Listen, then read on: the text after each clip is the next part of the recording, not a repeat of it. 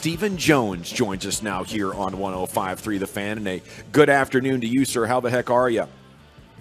I'm doing good, guys. How you doing?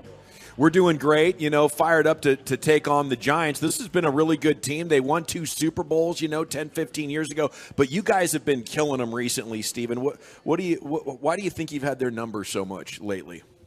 Well, anytime you've got these division rivalries, for the most part, they tend to even themselves out over the course of time. But, I just think, with us having our a couple of quarterbacks in a row that, have been established between Romo and then, of course, Dak. We've had our quarterback position pretty secure. I know they've had a little work in progress, and, I think they got a good one in Daniel Jones, but he's injured, and, those things can sometimes work against you. But we've been fortunate, but they're a great franchise, been known forever by the Maras, and then also the Tishes, and they do things the right way, and I know they'll get things back going again, and I just hope they wait past this game before they get started. Looking at the schedule, Steve, and how difficult the schedule gets in December, how important are these next 3 games against non-playoff teams that you have a clean run? Yeah, I just think you got to take each game at a time. We don't want to look ahead. We've had an example of that already this year, with the Cardinals, who whipped our butt really good in Phoenix. And, you just can't afford to look past any team. They pay their guys. As I said, they all have great coaching staffs. These owners pay their coaches well. They've got good pedigrees. They pay their players. They spend to the cap. You just got to take each week, 1 week at a time. And, you can't get into bundling games or thinking, hey, we gotta do this, we got to do that. I think it's just 1 week at a time. Work to get better each week. I think we're doing that offensively. I think we're doing things better and better each week. Defensively, we've had a good year. Certainly, I know it was disappointing, to Dan last week that 4 big drives they did have, unfortunately, all ended up in touchdowns. And, sometimes when you get a drive like that going against you, you gotta at least come out holding them to a field goal. And fortunately, we didn't get that done. So, we've got a lot of things we can focus on. We just have to continue to work on executing. I think we've got a great group of men, a great group of players who play the game the right way. They come to work every day. They focus every day. And I do think if we'll do things the right way, then this team has a chance to do some special things. Stephen, I know every week you sit down and you get a chance to go through the tape and kind of with your own eyes see, how the game unfolded the day before. I'm watching your tape and I'm seeing everybody's complaining about Brandon Cooks not getting the ball. Do you believe in some, bad luck when it comes to, things that you create for him or opportunities that he's going to get, just so happens that maybe the route gets covered, or I feel like you're trying to get him the ball, but maybe, like I say, coverage, bad luck. Am I going down the right path with that? Because I feel like they're trying. Your coaches are trying to create opportunities for him. Well, no question. We were sitting out there with Will the other day. I was and watching practice, and it seemed like Brandon was catching a ball every other play. Yeah.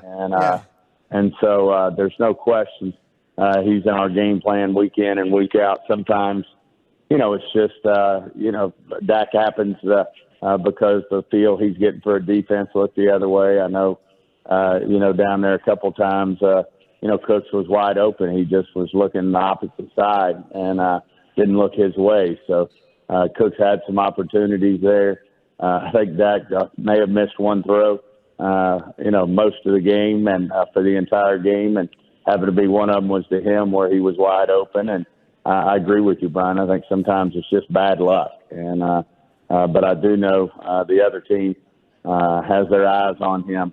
He certainly takes the top off of that, and if you sleep on him, he's going to make a big play on you. And at the end of the day, right now we're getting the ball to, as we all know, the CD quite a bit.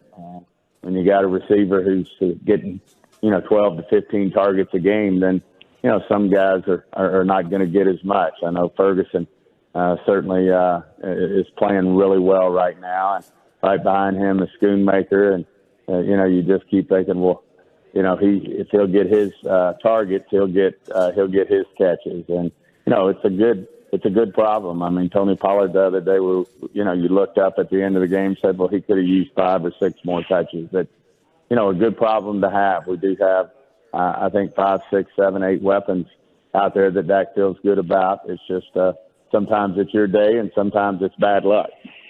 Stephen, you and I are from the same bottle of wine when it comes to roughly our ages and playing college football at the same time. And we practiced all the time when we had to. Is there something to, like, keeping your team healthy and guys not practicing? Do you feel like it affects maybe when you get into these 9-1-1 moments of a game where, you're trying to no time on the clock? Does lack of practice time hurt you maybe in those situations? I think it's a fine line there, Brian. I hear exactly what you're saying in terms of the preparation and time on the job in terms of the practice. But at the same time, we're getting ready to go into a run of games here where we're going to be playing on Thursdays around Thanksgiving and going to have short weeks. And I know Mike's, really monitoring that. He's a big believer in keeping these players fresh.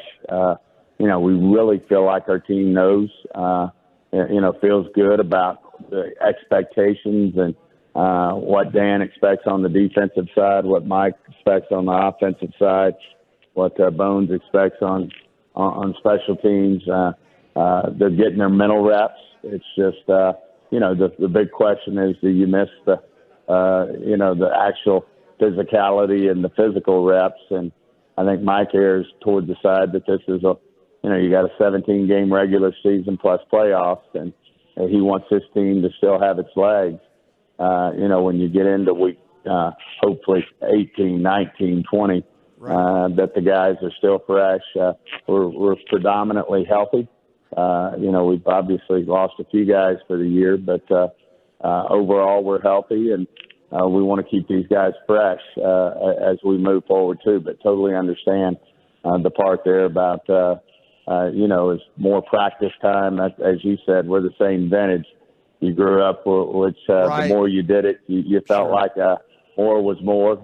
Now less may be more, and it's just a fine line that we all do. As you know, when Jason Garrett was here with Rod Marinelli, they banged them up pretty good week in and week out. And they'd stay on the field long hours. And, there's a lot of different ways to go about doing that. But certainly we support and feel talked a lot about what we're doing as a team and feel like it should work. As you talk about weighing health with the practice reps, what is your plan for the remainder of the season with Tyron Smith?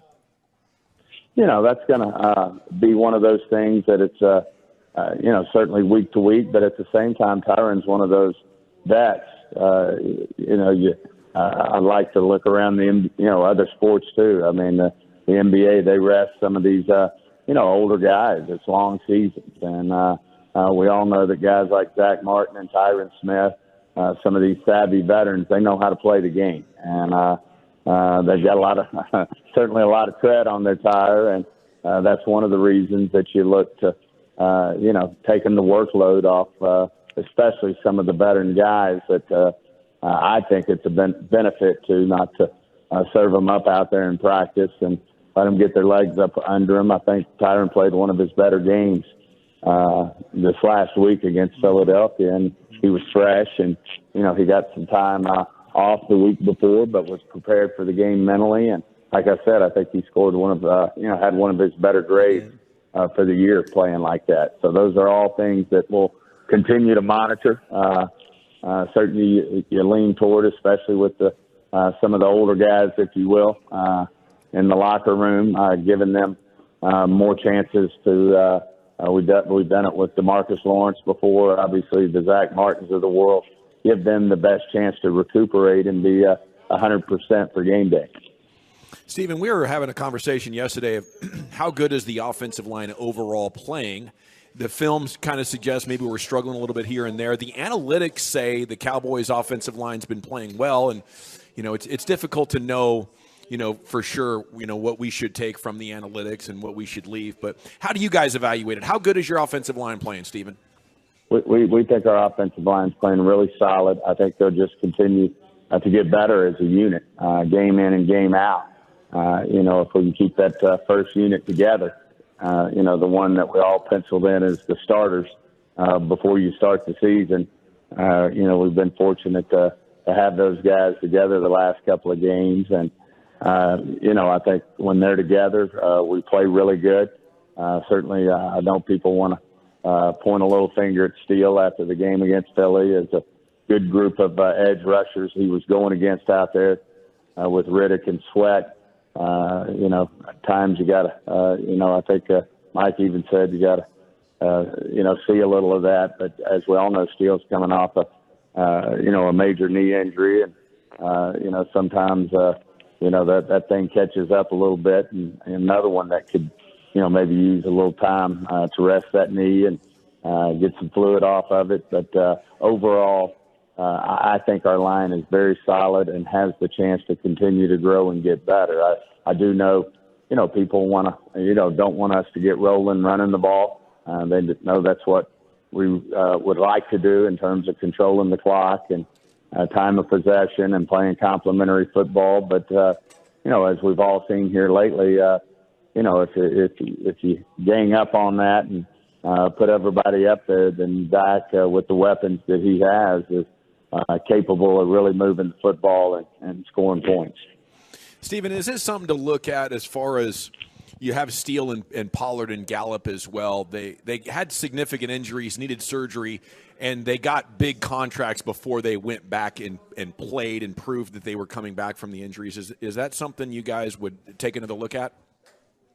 I think if you always look at everything, full body of work, you learn from everything. Now, Pollard didn't get a long-term contract. He's playing under a franchise tag, but you nailed it with Gallup and Steele. We did extend them out on a long-term contract, both players. And, I think we're going to end up liking what we see when this is all said and done. But that being said, you always have to, learn from experiences and know where your risks are. And we've been in this business 30 years, and, we've seen those risks play out in a positive way. And we've also, over the course of time, you see some that bite you. So you're not always going to get it right. You obviously think, when you're talking about two of those guys that we did extend out for a period of time, and Gallup and Steele, the person plays into that as well. How,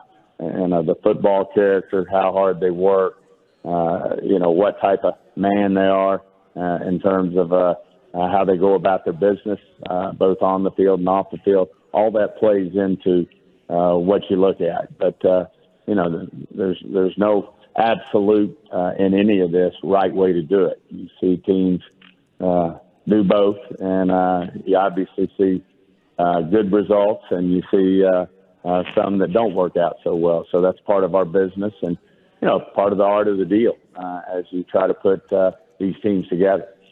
Stephen, I didn't believe I'd ever say this, but I'd hate to see a game we didn't play without Marquise Bell on your defense. He's just a very instinctive football player, Brian. You've seen it. I mean, he just, he seems he's not the biggest guy in there, and heck no, he doesn't have. He's a little narrow hip, but he just seems to avoid blocks and make plays. And I think he's going to be able to go again. I mean, he's tough. He's very mature for his age, and here you're talking about a college free agent who was playing safety, and now he's playing linebacker, and right. He's doing it at a very, very high level. And I'm with you. We certainly need him out there. When he's out there, he makes plays. Well, Stephen, in the words of your dad, circa 2012 in Oxnard, California, we can't wait to get out to AT&T Stadium and watch y'all kick the New York Giants' ass. Well, we better come and go to work, and hopefully, we've been very fortunate at AT&T Stadium. Our fans have really come out for us, and we're on a good streak out there, and we need to hopefully keep that going. Yes, sir. Sounds good. Have a great weekend. Appreciate you. You too, guys. Take care.